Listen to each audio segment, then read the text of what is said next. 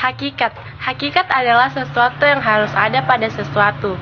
Jika tidak ada, maka tidak akan terwujud. Nilai moral dan hukum merupakan sesuatu yang tidak dapat dipisahkan. Masalah yang sering muncul di Indonesia yang berkaitan dengan nilai, moral, dan hukum mengenai kejujuran, keadilan, dan lain-lain. Sehingga diperlukan adanya pendidikan moral, nilai, dan hukum. Selanjutnya saya akan memaparkan mengenai hakikat nilai moral dan hukum. Nah, yang pertama, apa itu nilai? Nilai adalah sesuatu yang berharga, bermutu, berkualitas, dan berguna bagi manusia. Jadi sesuatu itu dikatakan bernilai jika sesuatu itu berharga atau berguna bagi kehidupan manusia. Selanjutnya, apa itu moral? Kata moral berasal dari bahasa Yunani sama dengan ethos yang berarti etika. Moral adalah perbuatan atau tingkah laku serta ucapan seseorang dalam berinteraksi dengan manusia.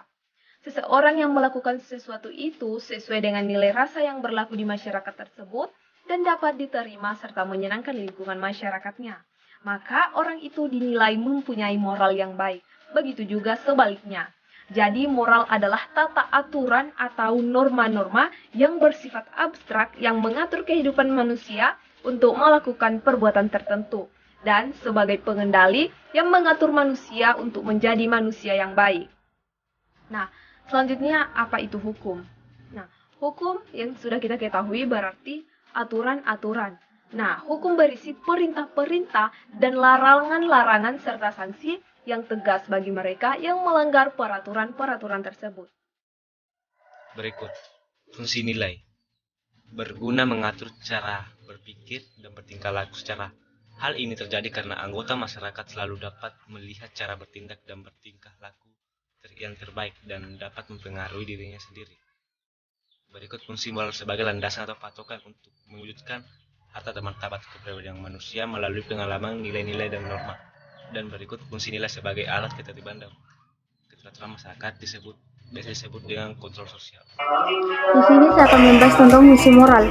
Moral berfungsi sebagai landasan dan patokan dalam bertindak bagi setiap orang dalam kehidupan sehari-hari. Adapun fungsi moral lainnya adalah sebagai berikut. 1. Untuk memotivasi manusia agar bersikap dan bertindak dengan penuh kebaikan dan kebajikan yang didasari atas kesadaran dan dilandasi dengan moral. Kedua, untuk menjaga keharmonisan hubungan sosial antar manusia, karena moral menjadi landasan rasa percaya terhadap sesama. Ketiga, untuk menjamin terwujudnya harkat dan martabat pribadi seseorang. Keempat, moral dapat memberikan wawasan masa depan kepada manusia, baik sanksi sosial maupun konsekuensi dalam kehidupan sehingga manusia akan penuh pertimbangan sebelum bertindak. Selanjutnya yaitu fungsi hukum. Hukum sangat penting dan memang harus ada dalam sebuah masyarakat ataupun negara. Menurut Lawrence M. Friedman dalam Putri 2021, fungsi yang pokok adalah sebagai kontrol sosial dan sebagai sarana untuk melakukan perubahan masyarakat.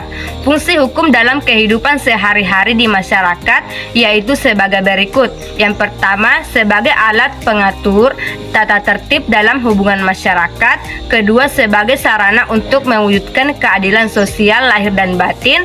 Sebagai sarana penegak pembangunan. Sebagai alat untuk membawa masyarakat yang lebih maju. Fungsi kritis hukum maksudnya bahwa hukum tidak hanya mengawasi masyarakat semata-mata, tetapi berperan juga untuk mengawasi para pejabat pemerintah, para penegak hukum maupun aparatur pengawasan sendiri. Hubungan nilai moral dan hukum. Manusia dalam kehidupan bermasyarakat selain diatur oleh hukum, juga diatur oleh norma-norma agama, kesusilaan dan kesopanan, serta kaidah-kaidah lainnya. Kaidah-kaidah sosial itu mengikat dalam arti dipatuhi oleh anggota masyarakat di mana kaidah itu berlaku. Hubungan antara hukum dan kaidah-kaidah sosial lainnya itu saling mengisi. Artinya, kaidah sosial mengatur kehidupan manusia dalam masyarakat, dalam hal-hal hukum tidak mengaturnya. Selain saling mengisi, juga saling memperkuat. Nilai moral memiliki hubungan yang erat dengan norma hukum. Hukum membutuhkan moral sebagaimana pepatah pada zaman Romawi kuno, quid leges sine moribus.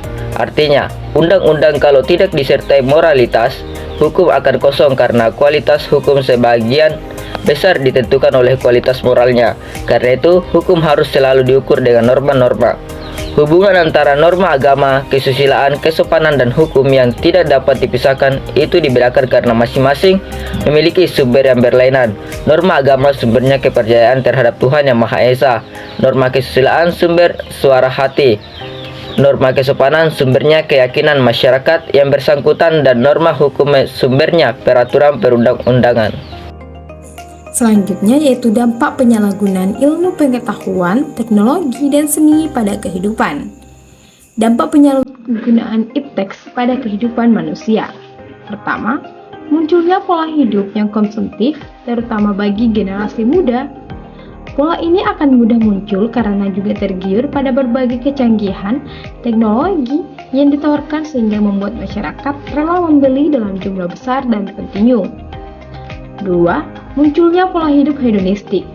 Secara sederhana, pola hidup hedonistik berupa hidup glamor dan berlebih-lebihan, atau bahkan sering juga disebut konsumtif. 3. Munculnya pola hidup materialistis. Kehidupan di kota-kota besar kerap terlihat pola hidup yang materialistis atau mementingkan kekayaan dan mengejar harta. Bahkan terkadang memunculkan problematika baru di sosial karena membuat generasi muda menjadi materialistis.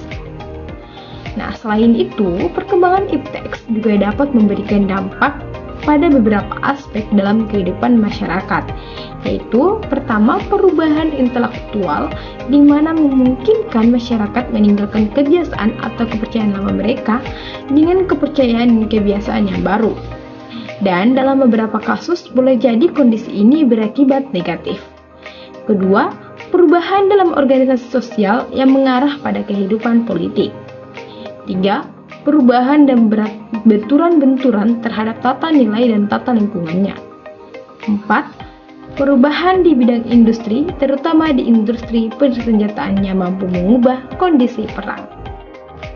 Pemanfaatan ipteks. Manfaat ipteks dalam berbagai bidang kehidupan yaitu yang pertama, bidang informasi dan komunikasi, yaitu manusia lebih mudah mengakses isu dan memudahkan komunikasi jarak jauh, serta mengirimkan berkas lebih cepat menggunakan email atau surat. Yang kedua, bidang pendidikan, yaitu memudahkan aktivitas belajar mengajar jarak jauh dan membentuk pembelajaran lebih dinarik, dan juga memudahkan orang tua dan calon peserta didik tidak perlu lagi datang di sekolah untuk registrasi. Yang ketiga, bidang kepemerintahan, yaitu masyarakat bisa mengakses gosip terkait pemerintahan 24 jam. Pemerintah juga dapat berkoordinasi melalui surel ataupun konferensi video serta pemerintah mampu mengetahui kondisi setiap wilayah, sebagai akibatnya dapat mengirimkan bantuan. Dan yang terakhir yaitu bidang ekonomi. Kita bisa bertransaksi dan berbelanja secara daring, juga memungkinkan pedagang berjualan dari rumah secara online tanpa perlu menyewa daerah.